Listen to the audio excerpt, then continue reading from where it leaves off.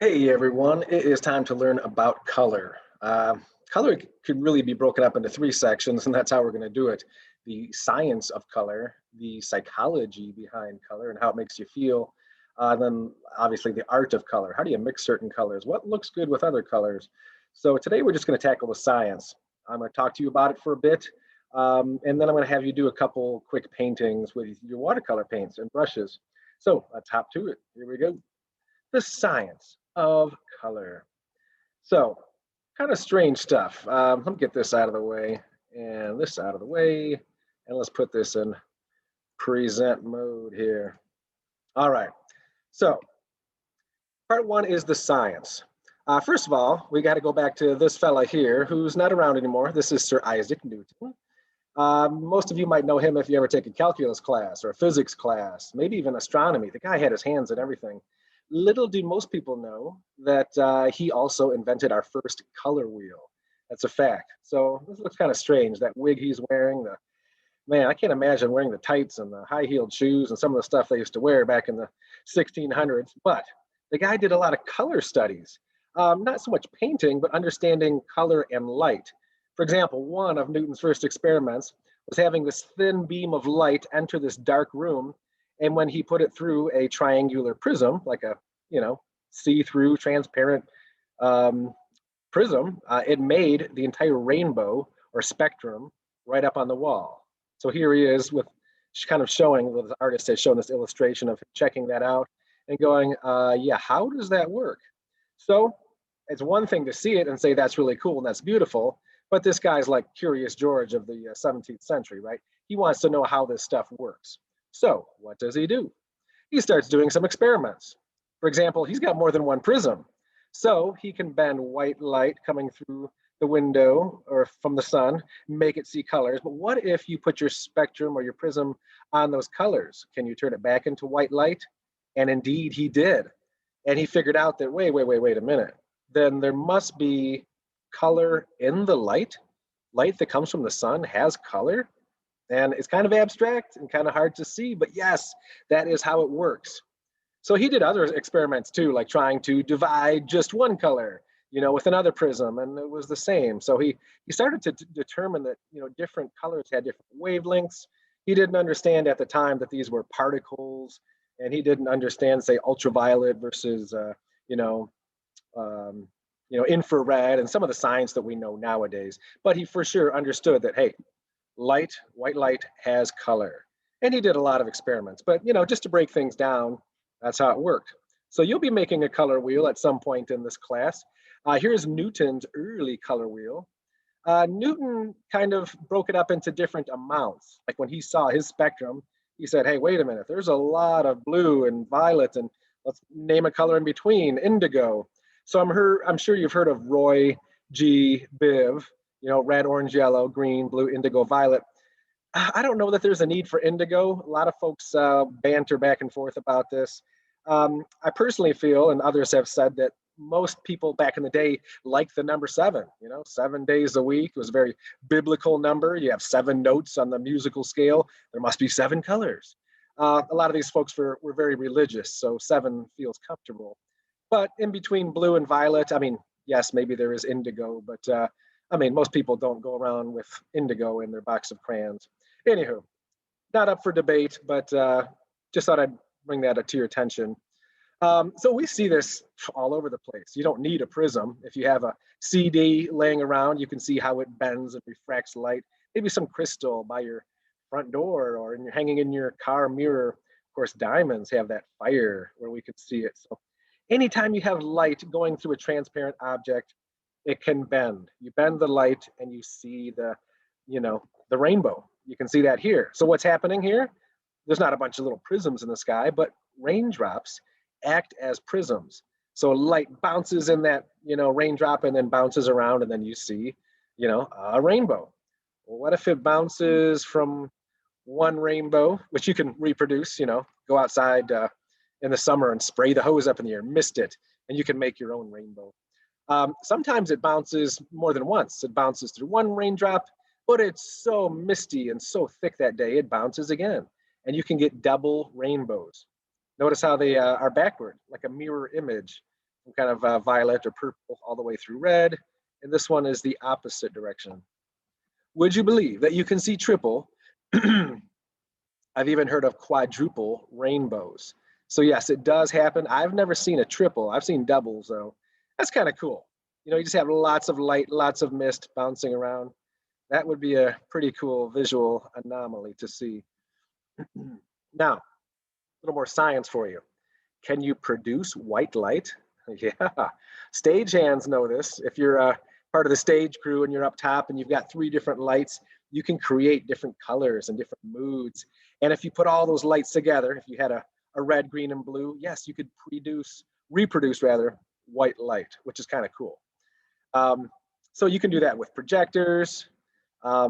So dealing with light is one way to think about it. Now painters, we deal with ink, right? We use, say, yellow and like a magenta and a cyan blue, and of course black, so we can make things darker. Painters think a little differently. We call it subtractive, whereas, you know, this is more of an additive process. This is kind of additive color mixing. You add the colors, you get white. Not so much in painting. For you guys, you'll be kind of subtracting out more and more light. And if you were to mix these colors together, you would get a muddy brown. So we're not talking so much science here, we're talking art and muddying things up. So ideally, I mean, logically, if you mix all the colors together, you might get something black. We won't see that in our class. We'll end up with some kind of a muddy brown. But if you were to take all these different colors and mix them all together, of course, you're losing less and less light. So theoretically, you block out all the light and you get black. So that's kind of the additive versus the subtractive, what you're either adding light or subtracting light. So as painters, we do subtractive. So now check this out. If there's no light, there is no color. So hopefully that makes sense. Like if you're in your bedroom fumbling around at 2 in the morning for something, can't find the light switch because there's no color, you can't see. Similarly, if there is light, there is color. But where do those colors come from? How does this work? How does this know to be green and this know to be red? And it's kind of strange, right? Well, what happens is light basically hits an object, say this blue shirt, and as light comes through the window, every color in the rainbow, all those different little particles get just absorbed, except one. One color is going to reflect and hit you in the eye and say, hey, I'm blue, which is why our atmosphere looks blue, which is why our water looks blue, right? You can't just go scoop up a bunch of water and go, ooh, free Kool-Aid, it's blue. You scoop up some water, it's gonna look clear. Well, but it looks blue because of how the light hits it and it hits our eye. So hopefully that makes sense. I know it's weird, it's abstract, but trust me. So think about this. You're out on some blacktop in the middle of the summer and you're walking from the beach to your car and your feet are gonna get blistered if you don't get off that blacktop. That's because black is absorbing all of the light. It's really hot because it's taking sunlight and going, yes, I will collect all of you. I would rather walk on a white line or a sidewalk because the light is hitting that and the light is bouncing off. No color is hitting your eye, just white light. And since it's not absorbing and it's just reflecting, it's very more cool to the touch. Hopefully that makes sense. Which is why in the middle of the summer here, I would definitely be wearing a white t-shirt where the color just bounces off. I couldn't imagine wearing a black shirt and black pants, long sleeve especially, in the middle of the summer. Not good because it's absorbing light. So it's about absorbing and reflecting. So why do folks wear this eye black under their eyes? Well, if you're going to catch the winning touchdown in a game and there's bright lights and you're ready to catch the ball, it might be helpful to have a little sun absorber there where the light gets a little diffused and you can open your eyes this much wider. It's not a big difference, but it might just be enough where you can make that catch. Or you're going to catch that home run and you steal it because you catch the ball just because you can open your eyes a bit more. So although yes, it makes people look tough, it's also a very practical reasoning for doing that. So again, science and art are different. Science generally doesn't put it in a color wheel or a circle. We think about it in a spectrum, right? And what's weird is hot is purple. Blue is really a hot color because it's a quicker, faster wave that's traveling from either the sun or some artificial light. So you think of ultraviolet, stuff will burn your skin, give you cancer. Have you ever had a really bad sunburn? Yeah, it's the purple wavelength. Infrared, not a big deal, not that hot. It's kind of cool when it comes to color. In the art world, it's hot. In science, cold. If you have a hot water heater at home that makes your shower warm, there's a little pilot light on it. It's got a little flame that heats up the hot water tank. That flame is probably like a bluish color. That is hot. You do not want to put your hand in that. A red flame, you know, if you had a lighter or something, yeah, you could run your finger through it. Don't do that. Okay, I'm just saying it's not going to kill you if you just do it quick. Anyway, so science and art are different. Here's science, you know, hot, hotter. In art, if you want a cool scene, an artist is going to use some blues. If they want to make the scene seem warm, they're going to use some reds and yellows and oranges. So anyway, science and art don't always agree when it comes to color. But yeah, here's another visual of how it works. Light hits an object, all these colors get soaked up, well, except for green. Green bounces and hits your eye. Or it might be an apple.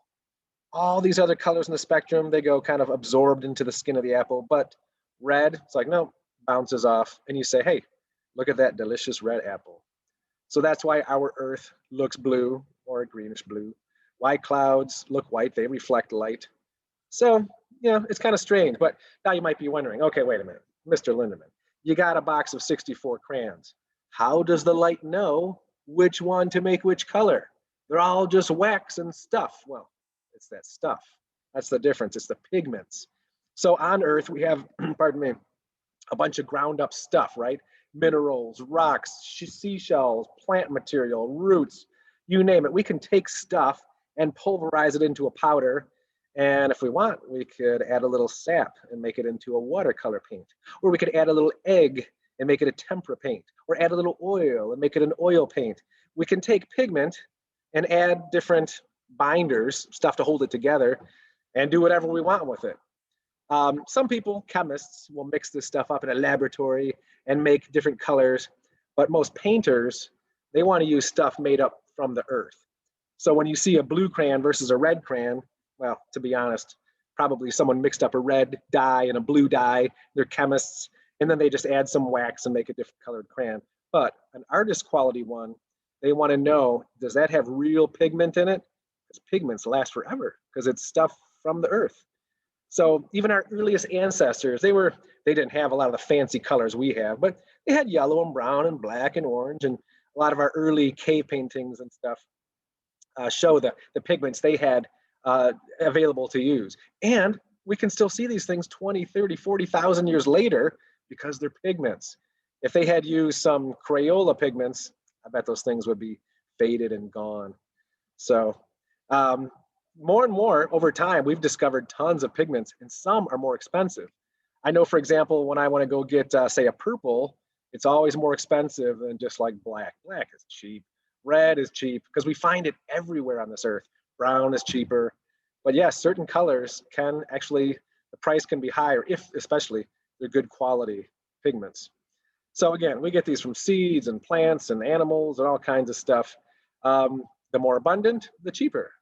The more harder to find or more scarce, the more expensive. Even ladies, or maybe some of you fellas, you might put some of this stuff on your face. Pigments, yes, you're putting these on your face. And you should know that a lot of times these come from bugs, from shells, from animals, from crustaceans, from things. Of course, they've been tested, generally, sadly, on chimpanzees and mice and other mammals to make sure they're not going to hurt you. These things have to be safety tested. So yeah, we do that. That's kind of awful. But yes, you can put pigments on your face. You can put pigments into, paints. But most paints and dyes and printer inks and stuff, they're all artificial. They're manufactured chemically. You know, you mix up a certain concoction, you go, hey, that's not going to hurt anyone, but it is green, and we can put that into a green Crayola marker. Better quality inks, like in your printers and stuff, might actually have pigment. You can get pigmented inks. Okay, so they really pulverize that stuff into the finest powder and then add something to make it into an ink. I know my printer has high quality inks that are pigment based, so they should last at least a few hundred years before they fade. But these days, the sky's the limit. You know, think back to say 100 years ago. 100 years ago, everyone wore black and white and brown. A few people had access to color, but most houses were painted, you know, like barns were always painted red because it was the cheapest color. Still is. Seriously. If you want to paint a barn and that's big, red is the way to go. It's cheap. These days we can make our food look like a rainbow, any car color you want, clothes, posters. We have harnessed the power of color. Boy, if we were living 100 years ago, would have been a much more drab place. And these days, it's technology that's producing colors.